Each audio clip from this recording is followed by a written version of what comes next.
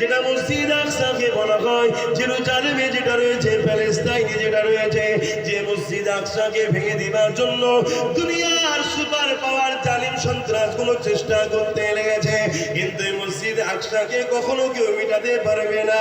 কেন আমার নবী পাক জানিয়ে দিয়েছে, বাইতুল মুকাদ্দাসের চতুর্দিকে আল্লাহ পাক একদল মানুষকে যুগে যুগে যুগে যুগে বাঁচিয়ে রাখবে, যারা দুনিয়ার কারো পাওনা করবে না এবং দুনিয়ার কোন শক্তি তাদেরকে নত দমাতে পারবে না।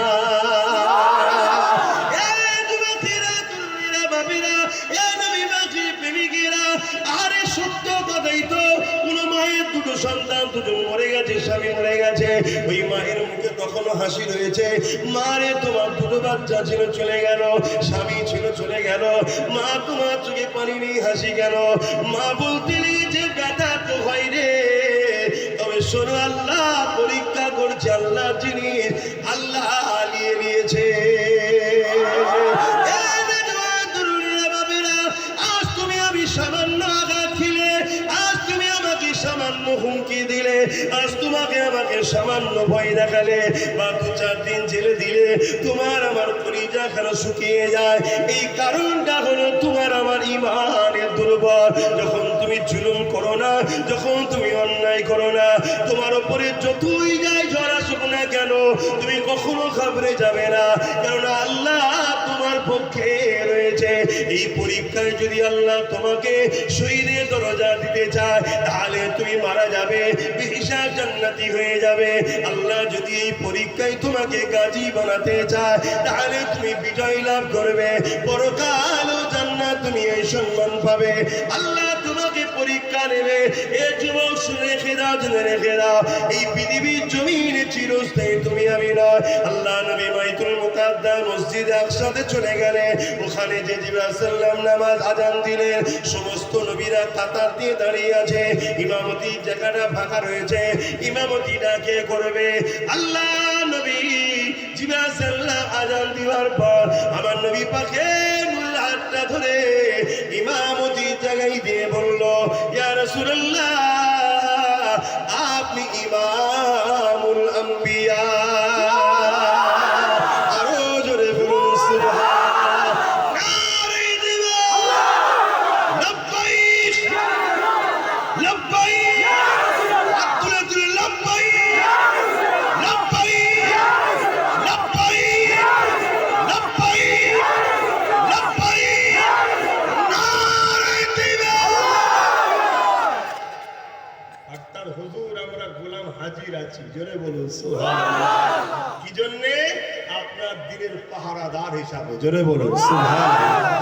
প্রত্যেকটা যুবককে বলি, যে যার গ্রামে দিনের পাহারাদার হও, দিনের পাহারাদার হও। বেঈমান অত্যাচারীদের জন্য তুমি লাঠি বার করছো, বোম বন্দুক বার করছো, মারপিট করছো, খুন করছো, তোমার নবীর দিনের জন্য তুমি পাহারাদারটা হতে পারবে না? হ্যাঁ, তোমার নবীর দিনকে কেউ মিটাতে চাইলে তোমার গ্রামে তুমি তার প্রতিবাদ করো। যে যার গ্রামে নবীর দিনের পাহারাদার হবে। আমার গ্রামে নবীর দিনের বিরুদ্ধে কোনো কথা চলবে না। শুনছেন না? এইভাবে যদি প্রতিটা গ্রামে আমরা নবীর দিনের পাহারাদার হই, তাহলে প্রতিটা গ্রামে নবীর দিনের বিরোধীকারীরা ওই জোকের মুখে নুন দিয়া টাইপের চুপ করে বসে। তোমাকে বাইরের গ্রামে ভাবতে হবে না। এই জন্যই তো আমি আব্বাস সিদ্দিকী ফুরফুরা আহলে সুন্নাত ওয়াল জামাত তৈরি করি। কিন্তু আহলে সুন্নাত ওয়াল জামাতের বিরুদ্ধে একদল মুনাফিক মুসলমানরা আছে না? বলেন, এরা জানে এরা নবীর দিনের পক্ষে কথা বলবে, অতএব আহলে সুন্নাত ওয়াল জামাতকে একতা হতে দেওয়া যাবে না। ওরা একতা হতে দেবে কাকে?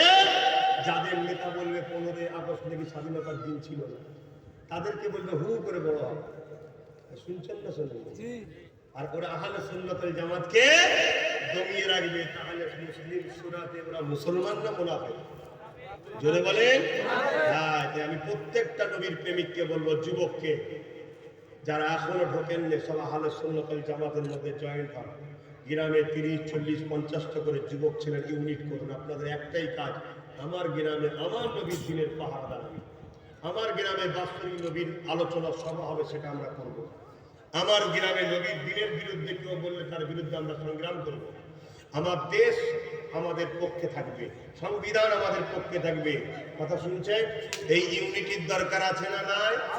আওয়াজ দেবার দরকার আছে না নাই? আসুন সকলে একটু হুজুরকে সালাতু সালাম দিই।